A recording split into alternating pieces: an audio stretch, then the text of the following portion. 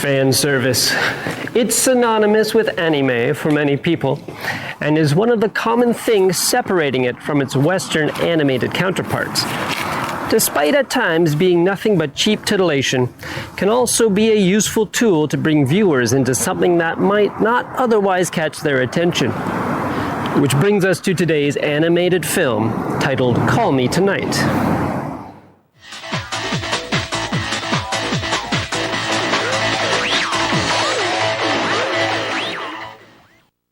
Call Me Tonight is a standalone OVA from 1986 directed by Tatsuya Okamoto. This is billed as an erotic horror comedy, and before seeing it, I wasn't sure how all that was going to mix together. But it seems that Okamoto was able to pull it off. The film introduces us to a phone sex hotline called Telephone Communication Madonna, where young women earn a living as lonely men call in for some much-needed voice-only company. This is when we meet Rumi, a woman who takes a call from a strange young man claiming that when he takes matters into his own hands, if you know what I mean, his room gets destroyed in a burst of light, and with nowhere else to turn is hoping that one of the workers can help him. She meets this man, Yo, in a cafe, and trying to cure his problem by arousing him in public, quickly learns that his problems are more than a sexual dysfunction. You see, when Ryo becomes turned on, he transforms into a terrifying monster, and this is where the anime shines. Rumi, instead of running away like any sane person would, takes it upon herself to try and help Ryo work through his problem by forcing him to engage in sexually exciting situations again and again until he's able to control the monster within. There's ample monster eye candy during all of this, as each transformation brings us a completely different and wonderfully disgusting creature design each time.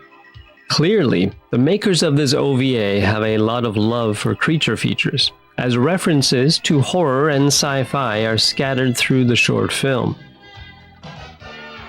While Rumi and the cautious Ryo become closer, they're watched by members of a gang who have their own alternative motivations and connections to the pair, which of course causes things to not go as smoothly as Rumi had hoped.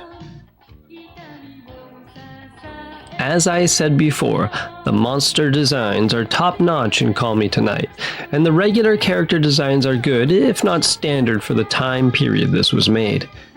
The animation is smooth enough, and it keeps things interesting with unique shots for most scenes. To break down the erotic horror comedy categories, the erotic elements are there, though only with light nudity, brief sex scenes, and mostly just suggestive dialogue or imagery. Nothing that would give it an X rating.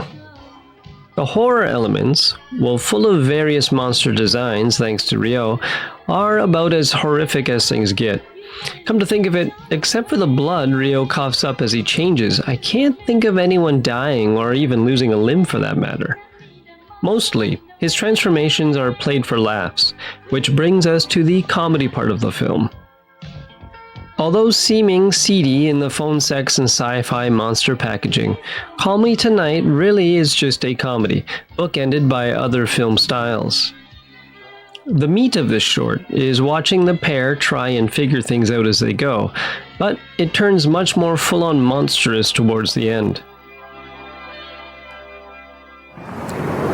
Being short and fairly simple, I would say Call Me Tonight is worth the watch, if for nothing else, it being a great little capsule of 80s anime. Well then, thanks for watching, and I'll see you next time.